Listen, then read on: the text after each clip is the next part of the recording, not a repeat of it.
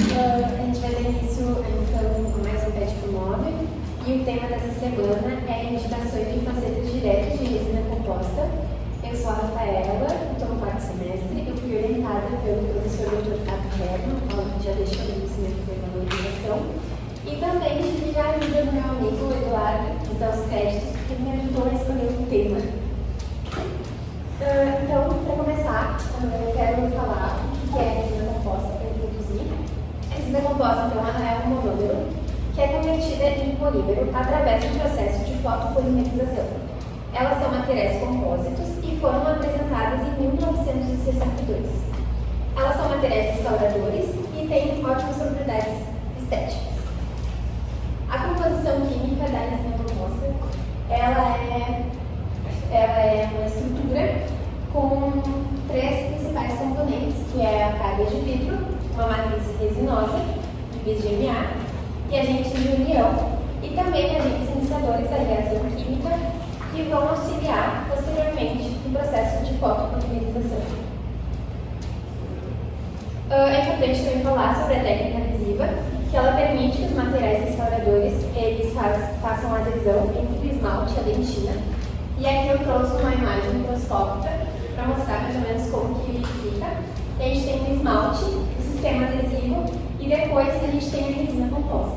A odontologia adesiva, então, ela permite uma preservação textual, uma vez que a gente não precisa fazer um preparo retentivo, e pelo mesmo motivo ela é conservadora e tem uma mínima intervenção. A fotopolimerização ela é feita então, por esse aparelho que emite luz e ele excita as moléculas iniciadoras que estão presentes na resina e faz a polimerização da resina. Entrando na parte estética, a odontologia estética ela vem crescendo muito, tanto por busca profissional quanto dos pacientes, e ela é uma das principais queixas dos pacientes.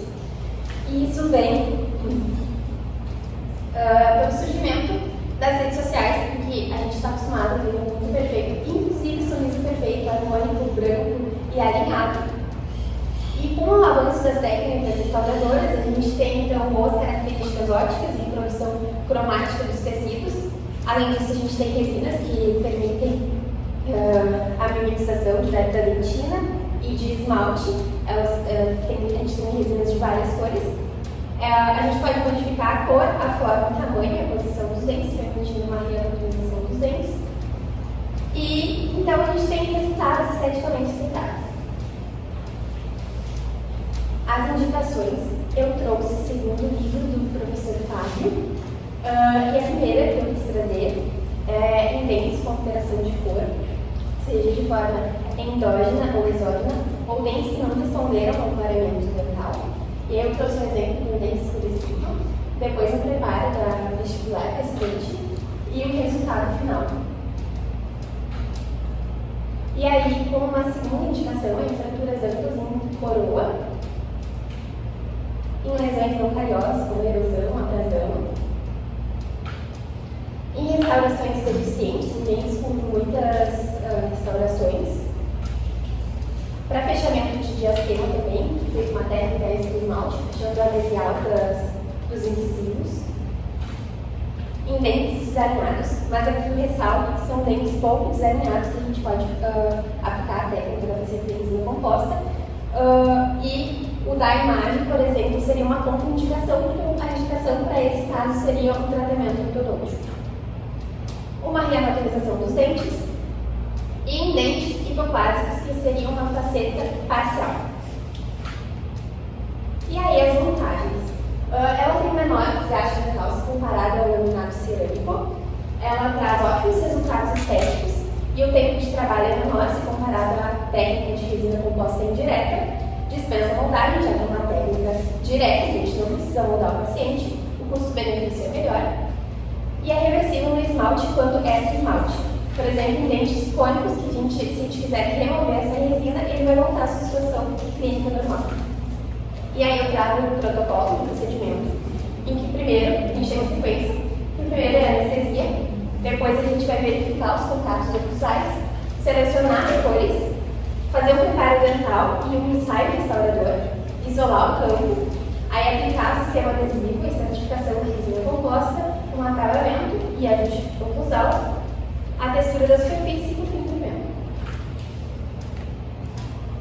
E aí eu trago esse artigo, foi publicado no jornal Research Society and Development em 2022, em que o título é Resina Anterior, um alerta para negligências profissionais de sobretratamento e uma nova abordagem restauradora na construção do serviço.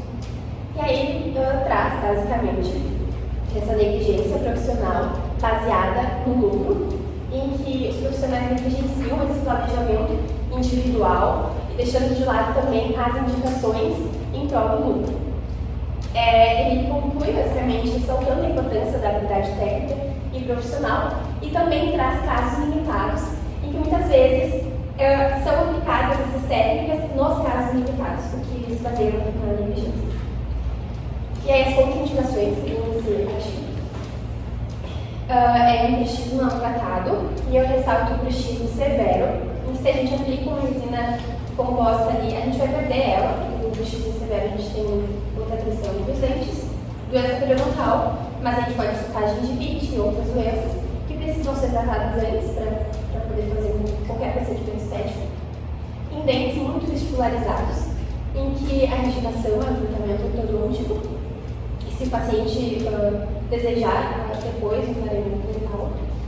Pouco remanescente dental, que a gente não tem um amparo para a resina, e nesse caso seria a indicação de uma coroa, apinhamento severo e mordida em tombo cruzada, que também é um tratamento ortodôntico. E aí eu trago uma monografia, na verdade, que é uma remoção sobre o tratamento de facetas em resina composta, e é um relato de caso que foi publicado em 2022. E aí, o paciente é o APML, sexo masculino, e ele tinha 18 anos.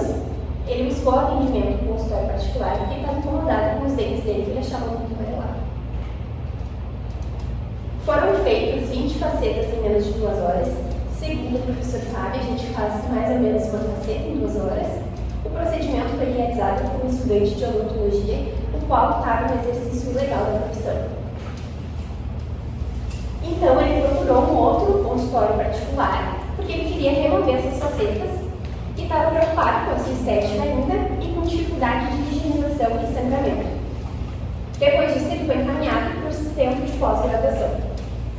Nesse segundo consultório particular que ele buscou, fizeram uma raspagem e profilaxia. E no centro de pós-graduação, eles removeram as facetas, foi solicitada uma radiografia periodontal que foi realizada, e ele relatou ser portador de diabetes mellitus tipo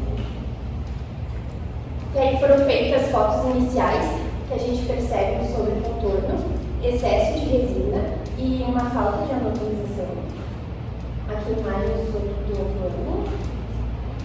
Foi feita então a remoção dessas facetas. E um mês depois fizeram um clareamento. E aí aqui está o resultado final.